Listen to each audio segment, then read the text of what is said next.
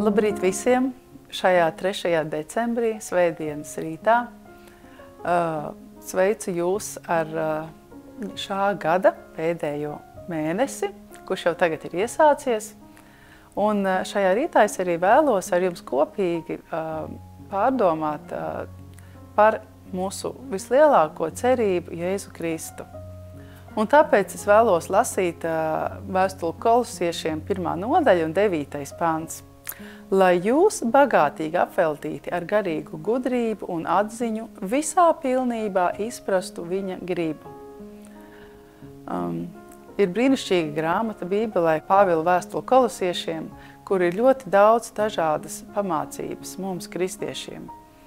Tā rāda, cik mērķtiecīgai, cik cēlai jābūt ir dzīvei, kuru vēlas pareizi pārstāvēt ik viens par savu pestītāju. Atsakoties no visa, kas kavē pašam doties pa izaugsmes ceļu vai kas varētu novērst kāda cita kājas no šaurās tekas, ticīgais savā ikdienas dzīvē izrādīs žēlastību, laipnību, pazemību, lēnprātību, iecietību un Kristus mīlestību. Mums īpaši vajadzīgs spēks dzīvot cēlāku un skaidrāku dzīvi. Mēs pārāk daudz domu veltām pasaulē, nevis debesu valstībai.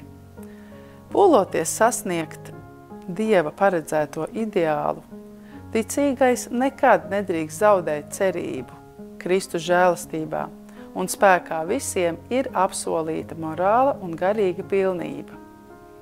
Jēzus ir dzīvības straume, no kā mēs smeļam spēku. Viņš mūs ved pie sava vārda un no dzīvības koka dāvina lapas grēcīgās dvēseles dziedināšanai.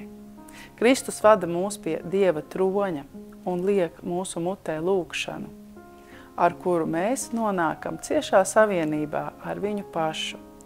Mūsu labā viņš iedarbina visas debesu varas.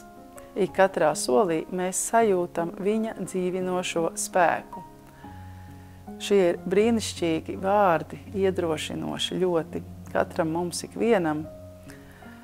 Es vēlos, lai mēs ik viens pārdomātu, kādu mēs vēlamies iesākt nākamo gadu, lai mēs būtu ar lielu vēlēšanos sekot Kristus piemēram, lai mēs būtu apveltīti ar šo garīgo gudrību un atziņu, lai tā mūs pavadītu katru mūsu dzīves dienu. Un lai Dievs palīdz mums visā.